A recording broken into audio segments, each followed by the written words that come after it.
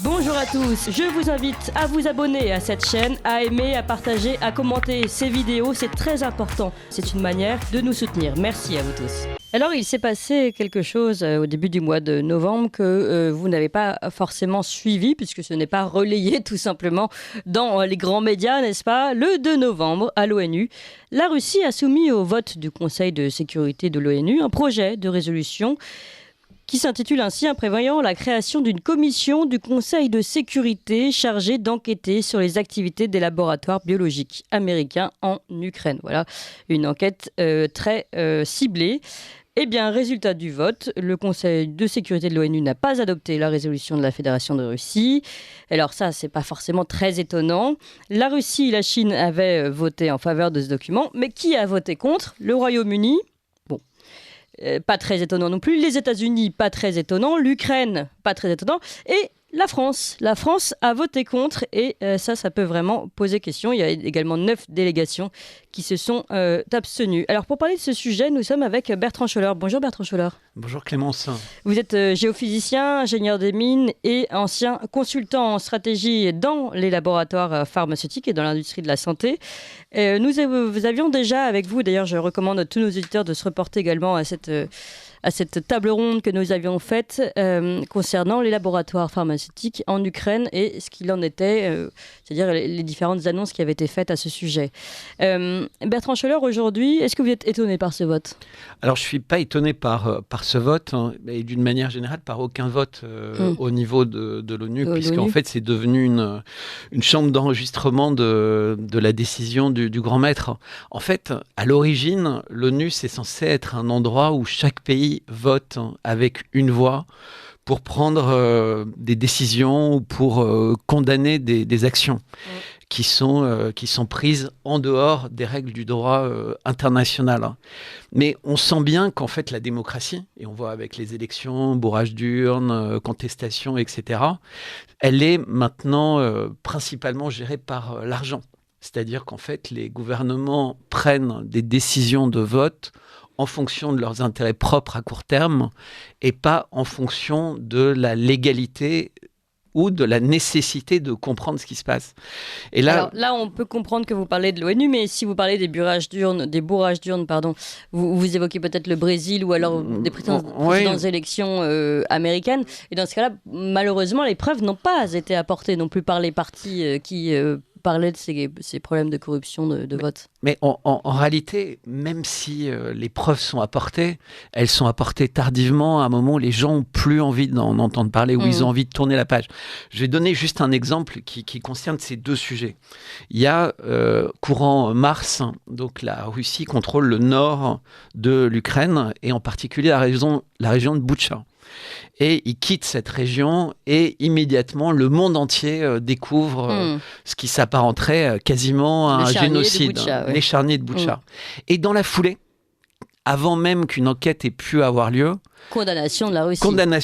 De la Russie, mais pas juste une simple condamnation, puisque la Russie est exclue du Haut Conseil aux droits de l'homme quasiment à la grande majorité. Aujourd'hui, on est 6 mois après. Il n'y a toujours aucune preuve. Il n'y a toujours aucune conclusion d'enquête. Les journalistes... Il y a une enquête qui est menée, mais pour le moment, on n'a pas eu de résultat. Mais tous les journalistes indépendants qui suivent et qui regardent en fait tout ce que les grands médias produisent pour expliquer qu'il y a vraiment eu des massacres russes n'apportent aucune preuve, alors qu'en fait, il y a une accumulation de faits qui semble indiquer l'inverse. Mais c'est déjà trop tard. C'est-à-dire qu'en fait, dans les opinions publiques... Le temps médiatique a fait son affaire. Le temps médiatique a fait son affaire. Et on a exactement la même chose qui se passe au Brésil, puisqu'immédiatement, en fait, quand la contestation commence à naître dans des grandes proportions, les autorités, entre guillemets, internationales, y compris l'ONU, à nouveau, prennent des positions en disant attention, il faut que la démocratie suive son cours, il y a un système, etc. Oui, et ils ont raison. Qui tenterait de l'en empêcher serait elle-même des corrompus. Et ils ont raison, c'est vrai. Mais on sait bien que la corruption, les moyens électroniques modernes, etc., permettent de changer les résultats. C'est difficile. Alors là, on rentre dans un autre débat, parce que quelle est la solution dans ce cas-là, s'il faut suivre malgré tout l'impression générale? J'évoque ça parce qu'on a eu le cas, par exemple, pour la condamnation de la tentative d'annexion par la Russie des territoires en Ukraine. Et donc, il y a eu un vote de l'ONU avec 5 votes contre, c'est-à-dire la Russie, etc., qui étaient contre en fait la condamnation de leur annexion des territoires, 35 votes neutres, et tous les autres, entre guillemets, présents, puisqu'il y avait une dizaine d'absents, votent pour la condamnation de la Russie. Et on apprend quelques jours après que l'ambassadeur et le ministre des Affaires étrangères de Madagascar ont été renvoyés du gouvernement parce qu'ils avaient eu instruction de leur président de voter en ligne avec la Russie, mais qu'en réalité, sur le chemin, ils ont été convaincus par d'autres de voter en dehors des instructions. Mais ça, c'est vrai dans une proportion beaucoup plus grande. Quand on a évoqué en fait cette séance ce matin, j'ai eu la chance de croiser plusieurs fois dans ma vie des diplomates en fait qui travaillent dans les couloirs de l'ONU. Et en fait, tous les votes sont discutés, sont négociés, etc. Et il faut pas croire qu'en fait le papier arrive parce qu'une bonne volonté veut obtenir telle ou telle décision ou condamnation. C'est un long travail de diplomatie, mais c'est également un long travail de corruption. Mais cette corruption n'est jamais sanctionnée. C'est-à-dire que quand on constate que des pays ont obtenu telle ou telle chose en échange de leur vote, il devrait y avoir une condamnation. Il devrait y avoir une manière de les interdire de voter, etc. En réalité, on se rend compte que c'est la chambre du plus puissant. C'est aussi ce qu'on appelle de la géopolitique. Évidemment, exactement. Ça a toujours existé comme ça. Il y a toujours eu des moyens de pression de certains pays sur d'autres. Alors, je voudrais vous donner un autre exemple qui s'est passé également à l'ONU dernièrement. C'est ce vote donc la Russie avait soumis un autre vote, celui au Conseil de sécurité de l'ONU, d'un projet de résolution condamnant la glorification du nazisme en Ukraine. Il faut savoir que ce vote, elle le propose chaque année. Oui. Sauf que l'année dernière, 2 personnes avaient... deux pays avaient voté contre, les États-Unis et l'Ukraine. Et cette année, qui a voté contre? Les États-Unis, l'Ukraine et la France. C'est-à-dire que la France s'est ajoutée. Et Israël, même, a voté également, elle... Donc, vous parliez de pression, visiblement a été soumise à de très fortes pressions pour voter contre ce projet de résolution. Malgré tout, elle a voté pour, elle. Alors, il faut juste se rappeler pourquoi chaque année, les Russes présentent ce texte. Les Russes ont perdu 27 millions de personnes face au nazisme pendant la Deuxième Guerre mondiale. Donc c'est pour eux quelque chose d'indispensable, c'est-à-dire le nazisme ne peut pas renaître parce qu'il a causé la mort de quasiment 10% de la population russe. Et donc effectivement, chaque année, ils présentent ça au vote.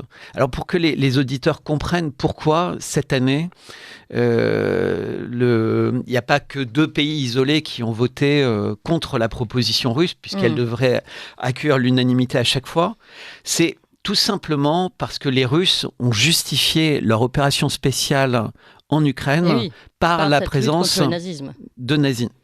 Et par rapport à la Charte des Nations Unies, la Russie, qui est un des pays qui a vaincu le nazisme, a le droit, dans sa sphère d'influence, d'intervenir militairement pour lutter et chasser le nazi, et il a autorité pour le faire. Et donc, on voit bien... cela reviendrait à légitimer, finalement, l'opération militaire des exactement. Mais la décision, donc il y a beau avoir eu 50 États qui ont voté contre la proposition russe, est passée. Donc il faut savoir que c'est quelque chose qui est passé. Mais ce ne sont pas des décisions qui s'imposent aux autres États, en fait. On est véritablement, souvent à l'ONU, on connaît des États qui ont chaque année des dizaines de décisions qui sont prises contre eux, et ça ne change absolument rien. Mais c'est purement marketing. Et comme vous l'évoquiez, Clémence... Elle est passée dans quel sens, cette résolution? Elle est passée dans le sens des Russes. C'est-à-dire que les Russes ont obtenu gain de cause. Ce ne sont pas des décisions qui passent au Conseil de sécurité. ce sont des décisions qui passent en Assemblée générale. Et là, on est sur des décisions à la majorité simple. Elles n'ont pas de valeur coercitive. Donc, la décision est passée par 115 voix pour. Et il y a eu une cinquantaine de voix contre et une dizaine d'abstentions. Et toujours un certain nombre de pays qui ne votent pas. Mais le plus important, en fait, c'est que l'importance des décisions qui sont prises à l'ONU ne vaut que par la puissance médiatique qui suit. Bien sûr. Comment imaginer que dans un pays comme la France, 99,99% des gens ne sont pas au courant que la France s'est opposée à une enquête sur les laboratoires militaires biologiques présents en Ukraine, quand on sait les conséquences possibles sur l'humanité au cours des 3 dernières années de fuite, puisque maintenant c'est quand même dans cette direction qu'on va pour un certain nombre de virus qui sortent de laboratoires, qui sont mal contrôlés et qui avec des financements privés plus ou moins secrets, prennent des orientations de recherche qui sont dangereuses pour l'humanité. Et donc, on a parlé d'ailleurs de l'affaire du fils de Joe Biden qui était touché par l'un de ces laboratoires. Cette enquête, elle est fondamentale. Il faut qu'on sache. Et surtout, ce qui est intéressant, c'est pourquoi refuser une enquête. Une enquête, exactement. Normalement, si on n'a rien à craindre, n'apporte que des éléments enrichissants, on va dire. En fait, c'est simple. En général, les enquêtes en question, c'est comme toutes les grosses affaires d'enquête. À un moment, les enquêteurs voient des preuves, mais on va leur faire rédiger des conclusions. Il va y avoir des pressions. Et la manière avec laquelle les conclusions sont écrites vont être relativement différentes. Et donc, il y a des pays qui ne veulent pas ce genre d'enquête parce qu'elles multiplient le nombre de personnes qui savent au sein de l'Occident. En fait, si tu ne fais pas d'enquête, les Russes ont des informations, mais tout ce que touche les Russes, de toute façon, est faux, corrosif, c'est des menteurs, c'est des manipulateurs.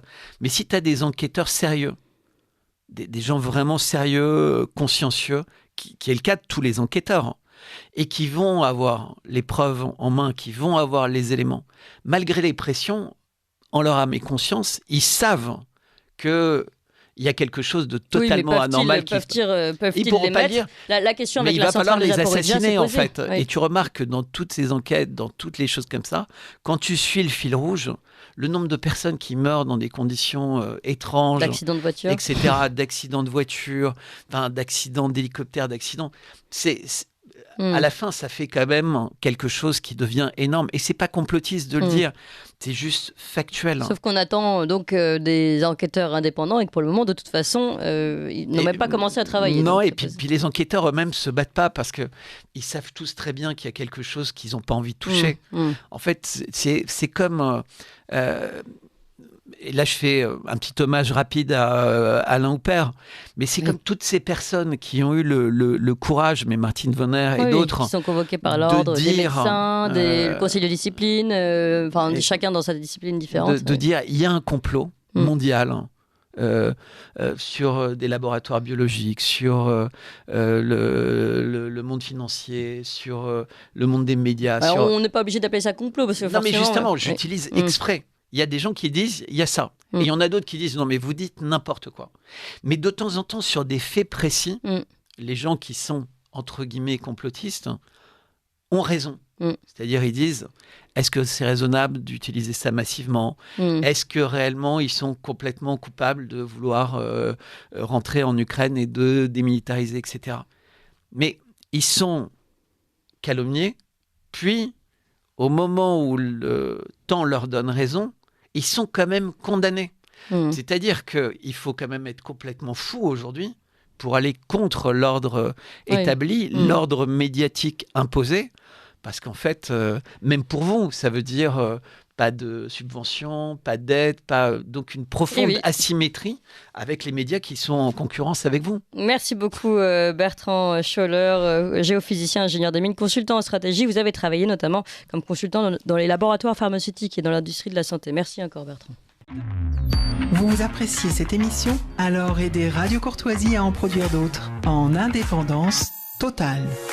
Rendez-vous sur soutenir.radiocourtoisie.fr. Merci d'avance.